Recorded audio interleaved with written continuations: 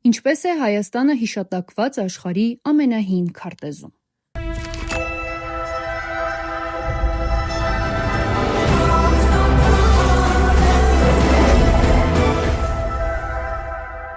Հայաստանն այսօր աշխարհի միակ ժամանակակից պետությունն է, որը հիշատակված ու մատնանշված է մարդկությանը հայտնի աշխարհի ամենահին քարտեզի վրա։ Այն հայտնաբերվել է 1882 թվականին հարավային Իրաքի Սիպպար բնակավայրում հնագետ Հորմուզդ Ռասսամի գլխավորած արշավախմբի կողմից։ Այս եզակի կավե սալիկը հայտնի է որպես աշխարհի բաբելոնյան քարտեզ։ Սալիկի վրա պատկերված է, թե ինչպես էին բաբելոնացիները պատկերացնում աշխարհը Քրիստոսից առաջ առաջին հազարամյակի առաջին կեսին։ Այստեղ նշված են Բաբելոնը, Ասորեստանը և նաև Ուրաշթուն։ Հենց Ուրաշթու անունն է Ուրարտու անվան բաբելոներեն տարբերակը, որն էլ համարժեք է Աստվածաշնչում Հայաստանին տրված Արարատ անվանը։ Հետաքրքիր է, որ նույն անվանումը հանդիպում է նաև Աքեմենյան արքա Դարեհ առաջինի հայտնի Բեհիսթունի եռալեզու արձանագրության բաբելոներեն տարբերակում,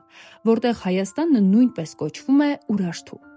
Այսինքն, աշխարհի ամենահին քարտեզում Հայաստանը ներկայանում է իր հնագույն պատմական անուններից մեկով, հազարամյակների խորքից հասնելով մինչև մեր օրերը։